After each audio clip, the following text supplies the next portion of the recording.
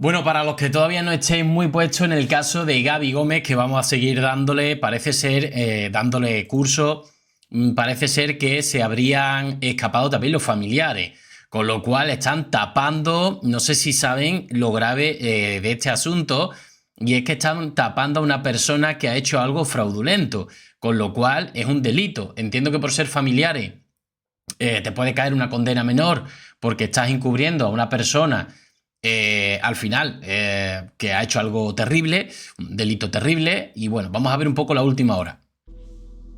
El caso de Gaby N., acusada de arrollar y matar a un motociclista en Iztapalapa, no solo sigue abierto, ahora suma un giro que ha encendido aún más la atención pública. Mientras las autoridades intentan ubicarla, comenzaron a surgir reportes que apuntan a un movimiento inesperado dentro de su círculo más cercano. Y eso nos lleva a la pregunta, ¿por qué familiares directos de la acusada estarían abandonando sus casas e incluso saliendo del país justo cuando la investigación avanza? Antes de continuar, si quieres mantenerte informado sobre los casos que están marcando la agenda en la Ciudad de México, dale like al video y suscríbete al canal.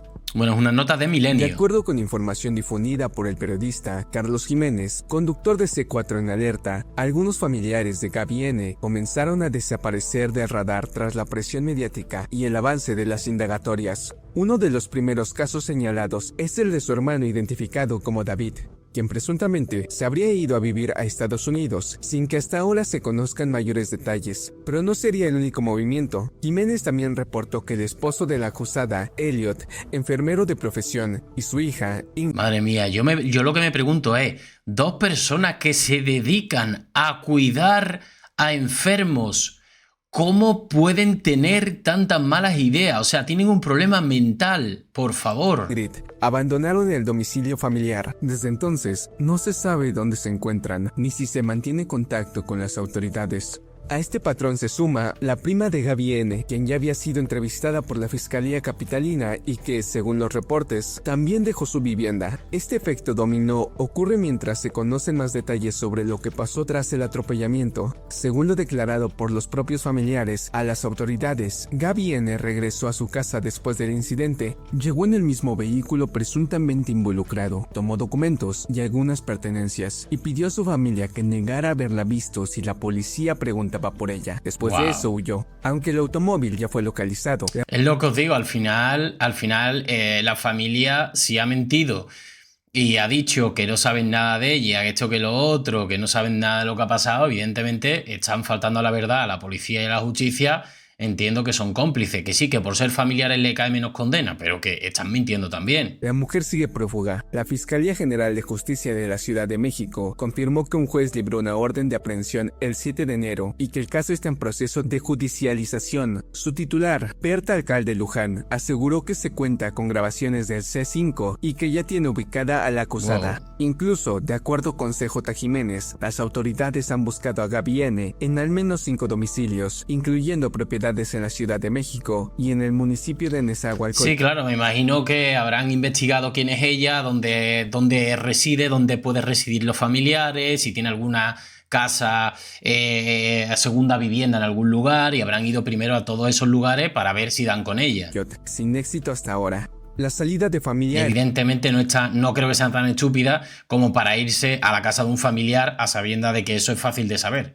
Y el abandono de domicilios no significa culpabilidad automática, pero sí refleja la presión y el impacto que este caso ha generado mientras la Fiscalía avanza en su investigación. Está clarísimo que cuando la familia se ha ido es porque ella tiene cosas que ocultar. ¿Qué tiene que ocultar? Que no ha sido un accidente, que ha sido queriendo. Y evidentemente el hecho de que ponga tierra de por medio entiendo que es porque se querrá fugar del país, porque si te quedas en México te van a dar contigo, da igual dónde te escondas, aunque te vayas al pueblo más inhóspito, tarde o temprano tienes que renovarte la documentación, tienes que trabajar en algún sitio, tienes que ir al médico en algún momento si te pones mala. Entonces lo que os digo, algún día tendrán que quedar con ella, aunque se tarden días o semanas o meses. Habrá que ver si estas acusaciones complican o aceleran el proceso. Por lo pronto, la orden de aprehensión ya está en marcha. Si quieres seguir este y otros casos paso a paso. Bueno, nota de Milenio y pasamos ahora con Crímenes de la Noche, que también hay bastante información. Esta no es una historia cualquiera. Es una historia que duele, que indigna, y que nos obliga a mirar de frente una realidad que muchos prefieren ignorar. Hoy vamos a hablar del caso de Roberto Hernández, Un motociclista, un trabajador, un hombre que salió de casa una noche y fue borrado del camino como si su vida no valiera nada. Madre Fue mía. embestido, arrastrado durante casi 2 kilómetros. Y mientras su cuerpo quedaba bajo un automóvil, el vehículo nunca se detuvo. No hubo auxilio, no hubo freno, no hubo humanidad. Minutos después, la conductora Es que incluso aunque alguien te caiga mal, te haya hecho lo que sea, tú en el momento del golpe, vale, tal cual.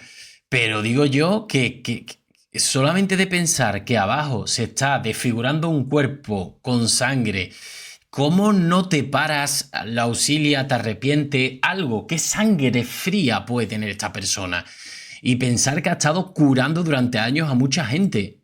llegó a su casa, estacionó el auto, cerró la puerta y desapareció. Hay videos, hay cámaras, hay testigos, y aún así, no hay respuestas claras. Lo que estás a punto de ver y escuchar no son rumores. Es el Wow. resultado de una investigación basada en hechos, imágenes y registros oficiales. Quédate hasta el final, porque este caso no es solo un accidente vial, es una historia de silencio. Imagina recibir Un 50.000 segundito, euros. seguimos con este documental de Crímenes de la Noche sobre Gaby Gómez y Roberto Hernández. Y una vida que exige justicia. Esto es Crímenes de la Noche. La víctima, Roberto Hernández.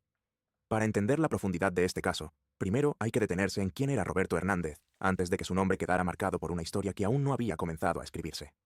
De acuerdo con el testimonio de su familia, de sus hijos, de su hermano y de vecinos cercanos, Roberto era un hombre trabajador, responsable y honesto. Un hombre de rutinas claras, de esfuerzo constante, de esos que no llaman la atención porque hacen lo correcto sin necesidad de anunciarlo. Durante años cumplió con sus obligaciones, sostuvo su hogar y respondió por los suyos con disciplina. Mira, fijaros que esto coincide con lo que ha dicho Vieira Vidente. Dice, no es que yo me haya guiado por nada ni por nadie, pero a mí me han enseñado la foto y las cartas a mí me dicen que era un buen marido, un buen padre, un buen abuelo, parece ser que tenía nieto, bueno, terrible, ¿no? Y constante. Encima buena Sus persona. vecinos lo describen como alguien respetuoso, tranquilo, enfocado en su vida y en su familia. Para sus hijos, era un padre presente, firme, un ejemplo silencioso de responsabilidad. Pero bueno, vamos a saltar nuestra parte, digámoslo así, ¿no? Que digamos que está enfocado mucho en su vida, sino en la conclusión final, ¿no? ¿Qué pasaba por su mente en ese momento? No podemos afirmarlo con certeza, pero los actos delimitan el campo de posibilidades. Y entre esas posibilidades, la más consistente es la conciencia de que lo ocurrido no era menor, de que no se trataba de un roce, de que no podía resolverse con el paso de las horas. La huida no borra los hechos, los acentúa, no diluye la responsabilidad, la subraya. Y cada día de ausencia añade una capa más de sombra a un caso que ya venía cargado de preguntas. Madre mía. En investigaciones como esta, la desaparición no es el final del rastro, sino una pieza más del rompecabezas. Una pieza que, lejos de aclarar, profundiza la inquietud. Porque cuando alguien elige no estar donde debe, deja claro que sabe exactamente por qué no puede quedarse. Y es ahí donde la crítica se vuelve inevitable. No por lo que se dice, sino por lo que se hace.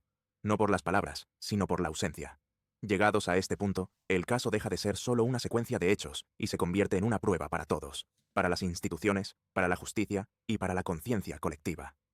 Porque cuando hay evidencia, cuando hay registros, cuando hay conductas posteriores que hablan por sí solas, el silencio ya no es una opción aceptable.